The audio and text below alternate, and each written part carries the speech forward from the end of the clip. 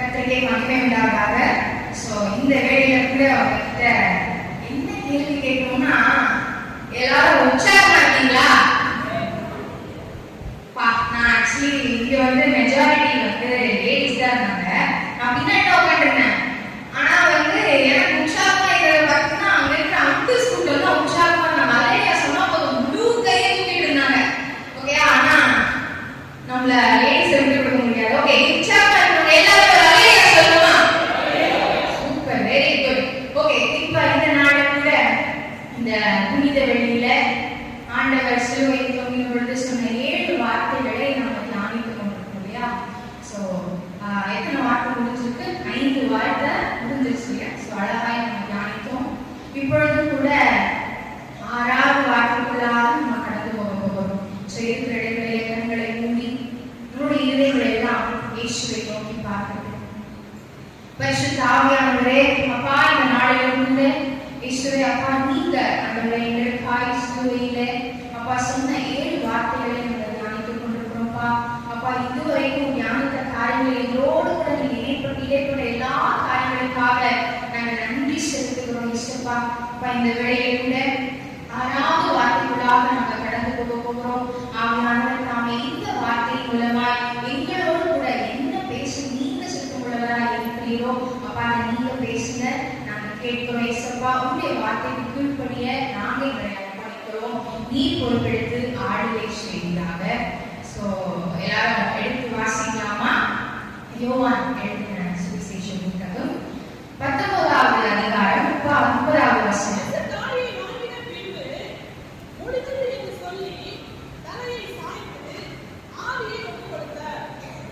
இயேசு காடியை வாங்கின பின்பு முடிந்தது என்று சொல்லி தலையை சாய்த்து ஆவியை ஒப்புக் கொடுத்தார்.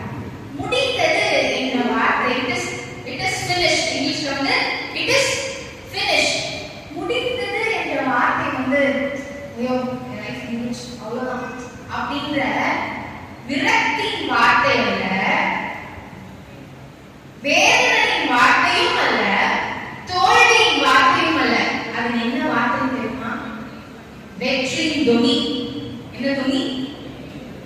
எல்லாவற்றையும் நம்முடைய பாவத்தை எல்லாம் சுமந்து தீர்த்த மீட்பை நமக்காக உண்டு பண்ணின வெற்றியின் துணி அது, வெற்றியின் முழக்கம் அது. ஓகேவா? சோ இந்த நடுவுல நம்ம முடிந்தது என்ற வார்த்தை குறித்து தான் நம்ம தியானிக்க போகிறோம். கிரேக்க பாஷையில முடிந்தது அப்படின்னா என்ன அப்படின்னா டெக்லே டெஸ்டாய் அப்படின்னு சொல்றாங்க. இந்த அப்படின்னா என்ன அர்த்தம் அப்படின்னா, இப்ப ஏதாவது ஒரு பொருளை நம்ம வாங்குறோம், அதாவது ஏதாவது ஒரு நிலத்தையோ இல்ல பொருளையோ நம்ம வாங்கும் பொழுது அதற்கான முழு கிரயத்தையும் நாம கொடுத்து தீர்த்துட்டோம், அதெல்லாம் முழு கிரயத்தையும் நம்ம என்ன பண்ணிட்டோம், கொடுத்து முடிச்சிட்டோம் அப்படின்றத காட்டுவதற்காக அந்த வார்த்தை என்ன பண்றாங்க அப்படின்னா பயன்படுத்துறாங்க. ஃபார் எக்ஸாம்பிள், உங்களுக்கு உதாரணத்துக்கு இந்த காலத்துல நம்ம ஏதாவது ஒரு துணி வாங்குறோம் இல்ல வந்து ஏதாவது எலக்ட்ரானிக்ஸ் பொருள் வாங்குறோம் அப்படின்னா ரெசிப்ட்ல ஒரு முத்திரை போடுவாங்க இல்லையா? நம்ம வாங்குற அந்த ரசீட்ல என்ன பண்ணுவாங்க அப்படின்னா ஒரு முத்திரை அவங்க போடுவாங்க, பெய்டு அப்படின்னு சொல்லிட்டு என்ன போடுவாங்க, முத்திரை போடுவாங்க. என்ன போடுவாங்க உங்களை நான் டெஸ்ட் பண்றேன். ஓகே, பெய்டு அப்படின்னு சொல்லிட்டு என்ன பண்ணுவாங்க, முத்திரை போடுவாங்க இல்லையா? அதே போலதான் நம்முடைய ஆண்டவராகிய இயேசு கிறிஸ்து நம்முடைய பாவங்களுக்காக நம்மள பாவ மன்னிப்பாகிய மீட்பை நமக்கு உண்டு பண்ணி அவருடைய ரத்தத்தினால, அவருடைய ரத்தமாக அந்த கரையத்தை கொடுத்து நம்ம எல்லாரும் என்ன பண்ணிருக்காங்க, மீட்டு வாங்கிருக்காங்க இல்லையா? இது எவ்வளவு பெரிய சந்தோஷம், எவ்வளவு பெரிய சந்தோஷம். அல்லேலூயா சொல்லலாமா? சத்தம் பத்தலையே. Very good. அப்போ வெரி குட் சொல்லிட்டே இருக்கீங்களே. ஓகே, சோ இந்த நாள் கூட ஆண்டவர் சொன்ன 6வது வார்த்தை முடிந்தது என்ற வார்த்தையிலிருந்து கற்றுக்கொள்ள போகிற 3 காரியங்களை நம்ம பார்க்க போகிறோம். சரிங்களா? பிதாவாகிய அந்த முடிந்தது இந்த குட் ஃப்ரைடேவே, இந்த புனித வெள்ளியே, இது வந்து ஒரு பெர்ஃபெக்ட் பிளான் ஆஃப் காட். இது ஒரு தேவ திட்டம் இல்லையா? முன்குறிக்கப்பட்ட ஒரு தேவ திட்டம். பிதாவானவர் இயேசுவை தாயின் வயிற்றிலே அனுப்பி அவருடைய தேவ திட்டத்தை நிறைவேற்றும்படியா என்ன பண்ணாங்க, ஒரு பெர்ஃபெக்ட் பிளான் என்ன பண்ணாங்க பண்ணிருக்காங்க. அந்த பிளானை பண்ணி ஆண்டவர் வந்து அதெல்லாம் முடிச்சு நான் முடிச்சிட்டேன், நான் கம்ப்ளீட் பண்ணிட்டேன் அப்படின்னு சொல்லி வெற்றி துணியை தான் நம்ம இந்த நாளை தியானித்து கொண்டிருக்கிறோம். எப்படி இயேசுவை பிதாவானவர் தாயின் வயிற்றிலே அனுப்பி முன்குறிக்கப்பட்ட இயேசுவானவர் முன்குறிக்கப்பட்டவர் இல்லையா, முன்குறிக்கப்பட்டு தாயின் வயிற்றிலே அனுப்பி தேவனுடைய திட்டத்தை உன்னத நோக்கத்தை நிறைவேற்றும்படியாய் அனுப்பி அவர் முடிந்தது என்று சொல்லி முடித்தாரோ, அதே போல நீங்களும் நானும் ஏதோ நம்ம இந்தியாவுடைய பாப்புலேஷன் என்ன தெரியுமா இருக்காது, இந்திய தேசத்தினுடைய பாப்புலேஷன் என்ன அப்படின்னா 140 கோடி ஜனங்கள் வருவாங்க. 140 கோடி ஜனங்கள் இருந்தும் உங்களையும் என்னையும் ஆண்டவர் பிறக்க வைத்ததற்கான ஒரு நோக்கம் இல்லையா? சோ உங்களை எப்படி இயேசுவை பிதாவான தாய் வயிற்றிலே அனுப்பினாரோ, அதே போல உங்களையும் என்னையும் தாய் வயிற்றிலே அனுப்பினதற்கு ஒரு உன்னத நோக்கம் உண்டு. அவருடைய திட்டத்தை நிறைவேற்றுவதற்காகவே உங்களையும் என்னையும் இயேசுவை போலவே தாய் வயிற்றிலே அவர் என்ன பண்ணியிருக்கிறாங்க, அனுப்பி இருக்கிறாங்க. எல்லாருக்குமே ஒரு உன்னத நோக்கம் உண்டு. பக்கத்து பார்த்து சொல்லலாமா, நீங்க உன்னத நோக்கத்திற்காக முன்வைக்கப்பட்டவர்கள் அப்படின்னு சொல்லி சத்தமா சொல்லுங்க. எனக்கே கேட்கலங்க. உன்னத நோக்கத்திற்காக முன்வைக்கப்பட்டவர்கள் நீங்க எல்லாரும். ஆமென். அடுத்தபடியாக கூட ஆண்டவர் நம்ம வேதத்துல நம்ம வாசிக்கலாம். யோவான்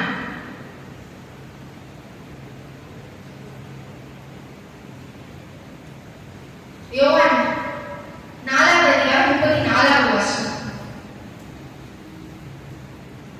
இயேசு அவர்களை நோக்கி, நான் என்னை அனுப்பினவருடைய சித்தத்தின்படி செய்து அவருடைய கிரியையை முடிப்பதே என்னுடைய போஜனமாய் இருக்கிறது.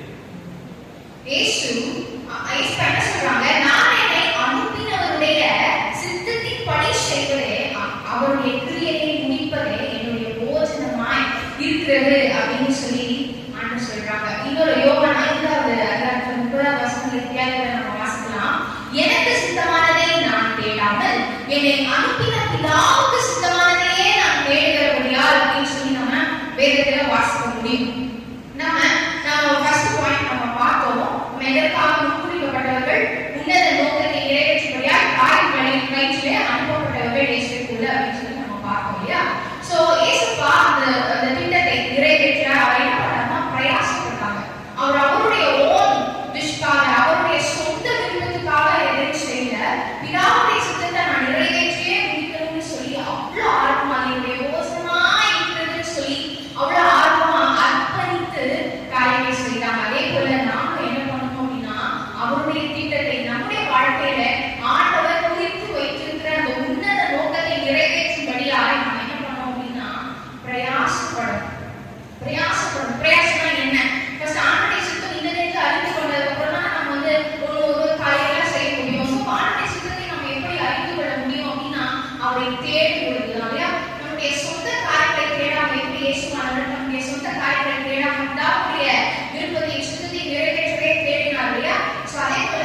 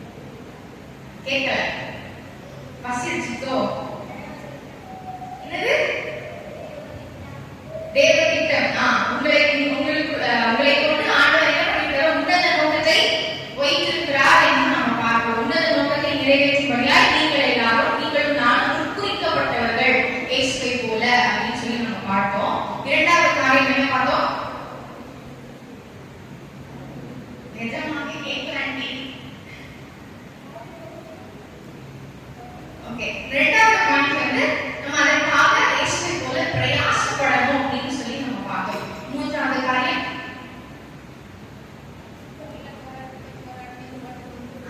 சூப்பர் ஆண்டி, நல்ல போராட்டத்தை போராடிங்க, என் ஓட்டத்தை முடிச்சேன்னு சொல்லி இயேசுப்பாவை போல நாமளும் என்ன பண்ணணும், நிச்சயத்தோட ஓட்டத்தை நான் முடிச்சிட்டேன் அப்படின்னு சொல்லி நிச்சயத்தோட நம்மளுடைய ஓட்டத்தை தேவ திட்டத்தை நிறைவேற்றுகிறவர்களாய் நாம் மாற முடியும். தேவ திட்டத்தை நிறைவேற்ற நம்மளுடைய ஓன் ஸ்ட்ரென்த்னால முடியாதுங்க, நம்மளுடைய ஓன் ஸ்ட்ரென்த்னால முடியாது.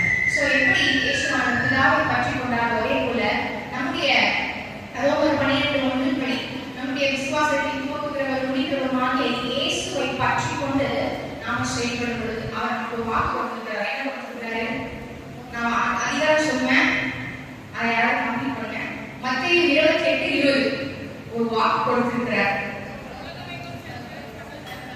ஓகே, கடைசியில நான் உங்களோட கூட முடிவு வரைக்கும் நான் இருப்பேன் அப்படின்னு சொல்லிட்டாரு.